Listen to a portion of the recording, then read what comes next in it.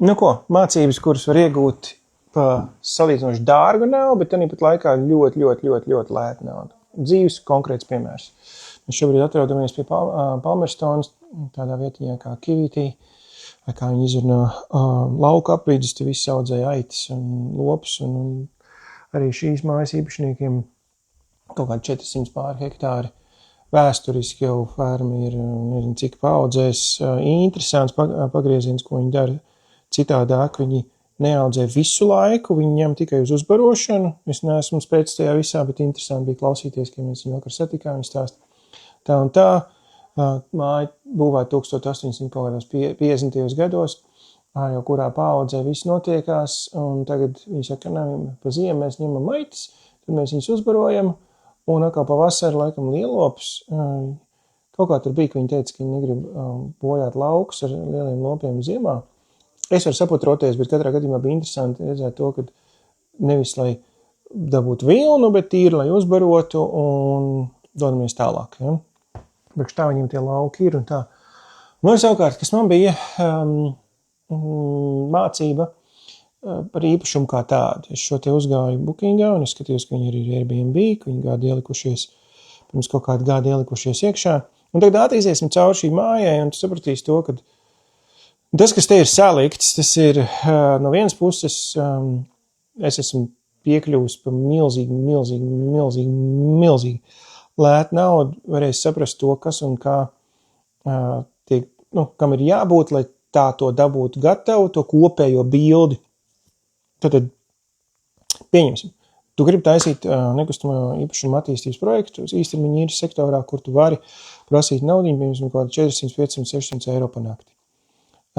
Un tad tam ir jāatbilst tādai bildei, tādam kompleksam, tādam piedāvājumam. Protams, izcītrojot ārā kaut kādus tur absolūtos izņēmumu gadījumus, tu esi vienīgā māja uz gaiziņa, ja, kur ir atļauta vai tagad kaut kādu laiku apakaļ bija šitam te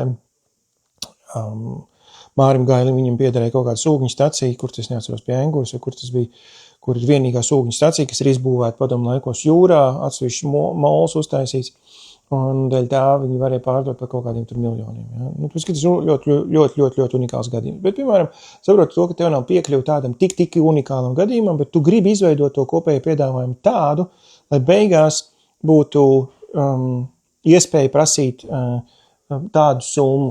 No vienas puses, ja, mēs maksājam 390 eiro kaut kur, man liekas, pa nakti. Dārgi, teikšu godīgi, dārgi. Priekš manas iekšējās izjūtas, kad es skatījos apkārt, bija iespējas par kaut kādiem 300 eiro, 250 eiro, jā, tajās robežās.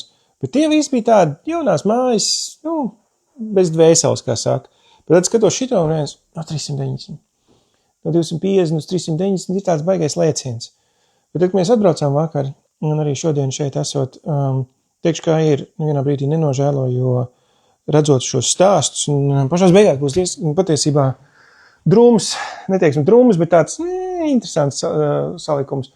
Tātad šeit dzīvojamā istabā, smūks, pirms gadu viņi pabeiguši vēlreiz remontiņu, iepriekšējai, tad šeit bija vīra vecāki šeit visu bija dzīvojuši, attīstījuši un tā tālāk, un pirms 3 gadiem pēdējais, viņiem bija devies viņā saulē. Šī ir tātad maza dzīvojamā istaba, teiksim tā, televizora istaba, ja?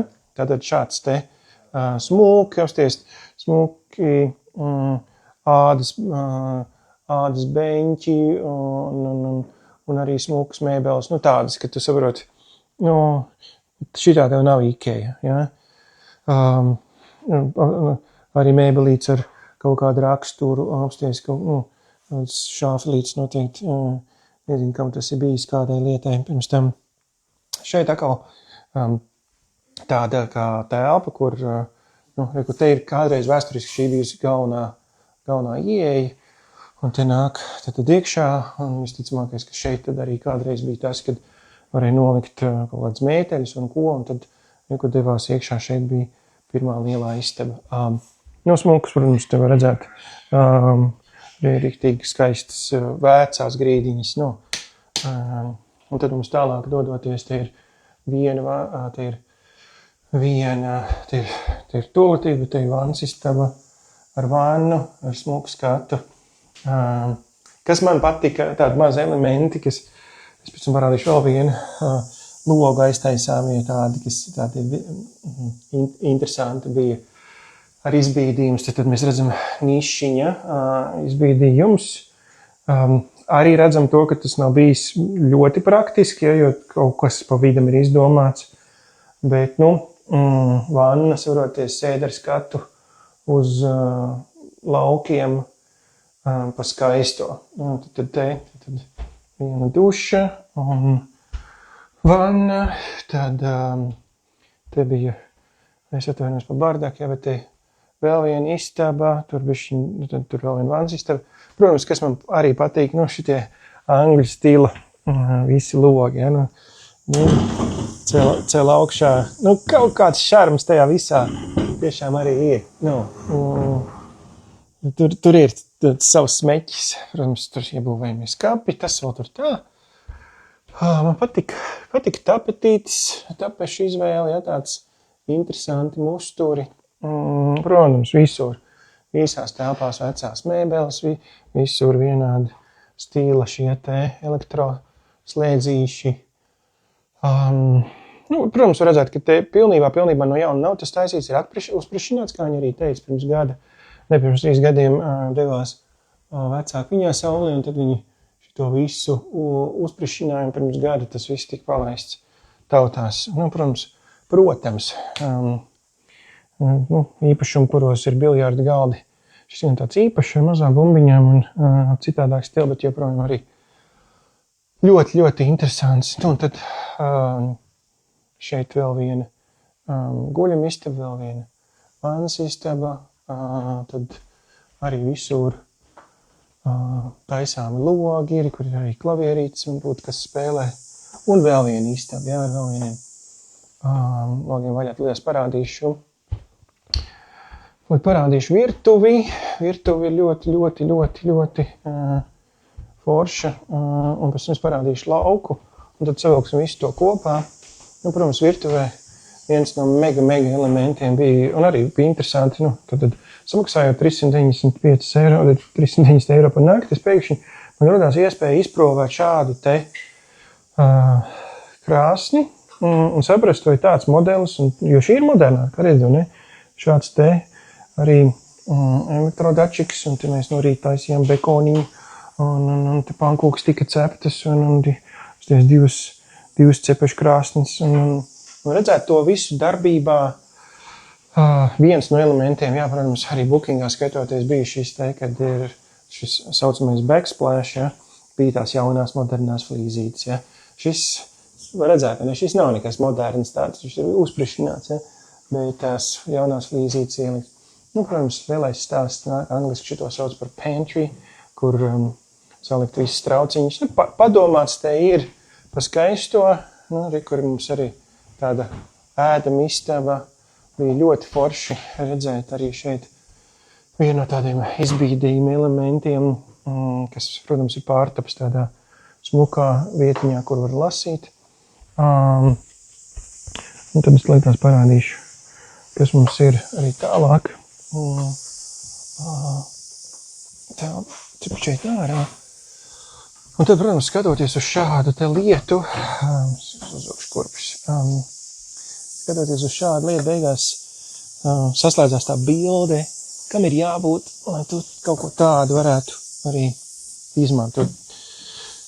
Vai iegūt savā, neteiksim, gluži īpašumā, bet tos, kādai bildei ir jābūt, lai kaut ko tādu izveidot. Protams, šeit ir saucamais porch, ja, kur var sēdēt laukā, un te ir maziņš jumtiņš, tāds lievenīts, ja, un īsā garumā ņem, tās ir cikādas, kā viņas te sauc. Bet redz, kas mums te ir? Protams, caur šo te 395 eiro samaks par 2 nakti paliekot, es saprotu, tas ansamblis, jeb tas ietvars, lai būtu šāds feels, ir patiesībā liels, jo te ir jābūt tādam zālājam, te jābūt tādam iekoptam dārzam, un tie, kas to ir kādreiz darījuši, to zina to, kam ko tas paprasa, labi, te robotiņš, es skatos kaut kādā vietā pļauj, bet tāpat laikā joprojām robotiņš netiek visur. Vēl ir jābūt arī šādiem te laukiem, kas kaut kad atbrauc un apļauj. Protams, viņiem te visur ir raitiņas apkārt, biezā slānī. Viss ir skaisti, bet vēl viena no lietām, ko es uzreiz redzu, lai būtu tāda bilde, tu ir jābūt šitādiem kokiem. Ja? Tad te ir 1850. gads, kā redzams, te ir aleja. Aleja ir būvēta jau vairāk pirms 100 gadiem. Un tāpēc arī tie koki ir tik lieli izauguši, tāpēc arī neviļus viņi rada tādu stāstu. Un pēc tam, kad tu paskaties, kam ir jābūt, lai beigās to visu saliktu, tad tu saproti, ka 395 eiro tā ir smieklīga samaksa par visu. Lai izbaudītu tādu stāstu, jo tas, ko tu dabūni samaksājot kaut 150 eiro vairāk, tu dabūni tik daudz vairāk līmeņu, layers, ja, slāņus ar pieredzi, ar lietām, kas ir stādītas. Ja, un pašās beigās, jā, tāds divas skumīgākas, neteiksim, lietas, bet pārdomas. Lai visu šo te dabūt gatavu, te ir vajadzīgi 10 gadu, lai tādu stāstu dabūt gatavu. Un bija ģimene un vairākas paudzes, kas to tā arī darīja. Jaunie tagad dzīvo kaut kā, viņi teica 5 minūšu attālumu no brauciena. Un, ka es viņai prasīju, kāpēc viņi liek šito īpašumu šeit. Bookingā, kas saka, lai nestāvētu tukši un lai būtu atsīst kaut kādu naudiņu. Šitāds koks, tas nav pankoku plieders, tas neizaug, šitāds te lops neizaug. Ne 20 gados, ne 30. Un tagad te turisti no Latvijas atbrauc un guļ. Un tā, neteiksim skumjā, bet pārdomas, kas ir par to, ka patiesībā ir jābūt arī tādai realistiskai. Tu var iet un taisīt un darīt un investēt savu dzīvi un noņemties.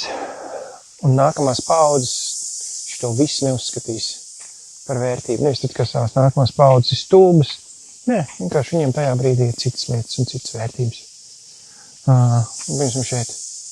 Šīs mājas ir uztaisīts, bijis korts. Un tu jau redzi to, ka tas korts ir padzīvojis savu dzīvi. Kaut kad arī pat var redzēt, kad ir ar šito te žik tīrīts, bijis aizaudzis.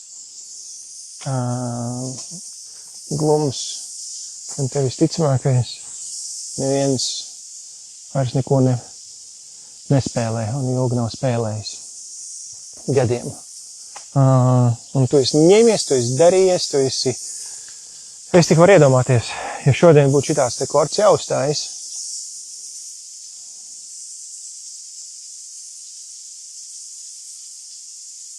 Asfaltēts. Es teiktu 50 štukas, 50 tūkstoši kā minimum. Kaut vai tu viņu taisītu, visam citu saigumu, 50 tūkstoši, tā kā neatiet nost, kas, 50 tūkstoši, cik aitis tas ir. Iets un darīts, un viņš bijis. Un pēc kā tas viss ir. Un nevajag arī tam nākamajām paudzēm uzkrāmēt kaut kādu slogu, ka tev tagad būs jāturpina manas dzīves iesākties. Viņam arī jābūt brīvām kaut kādā mērā. Viņa gan teica, viņa 3 meitas. Viņa saka, es ceru, ka kādu no meitām ņems un nodarbosies arī ar ēdkopību.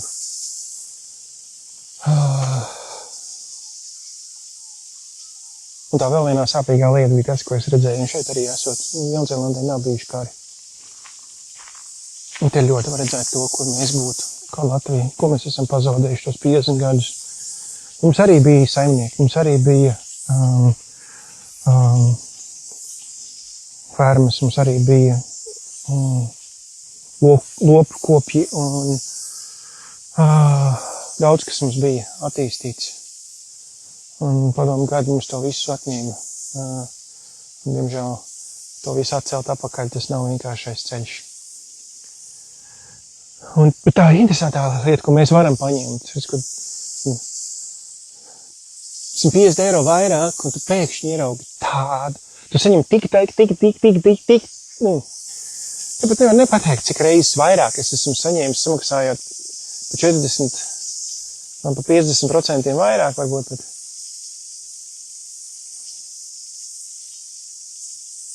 Un 60%. Bet arī pat laikā, ko es esmu saņēmis? Es saņēmu entākās reizes, daudz slāņaināk, daudz vairāk biezāku piedāvājumu. Jā. Tās var cita arī mācīt pat par sevi. Un es esmu saņēmis vēl bezmaksas konsultāciju klāt, ka es varu redzēt tā.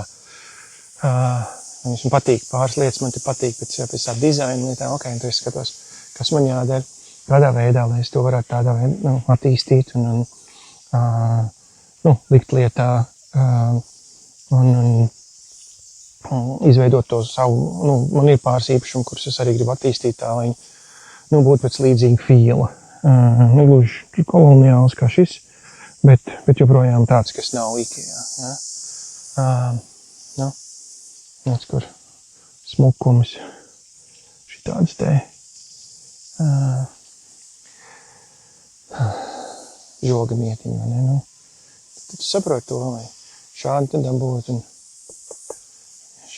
Tālais laikos tas bija koks. Tur ir tāda vārtiņa, šī tāda sniecā, tas rada to bildīt, kur tāds dzīvžociņš, kur tāda lieta, kur tāds kociņš. Zināt, tas viss rada kopējo bildi un kopējo priekšstatu, un tad no tā var arī saprast, kam tad ir jābūt tajā gleznā, lai tu to glezni pa tādu naudu arī varētu tirgot. Es iegūstu bezmaksas konsultāciju. Samaksājot, jā, dārgāk, bet laikā saņemot daudz vairāk. Vienā brīdī nenožēloju to. Un šī ir tāda laba lieta, ko dažkārt ņemt vērā arī priekš mūsu izpētes un arī ceļojumu piezīmēm. Lai izdodas, lai sanāk, un teikt mēs rīt.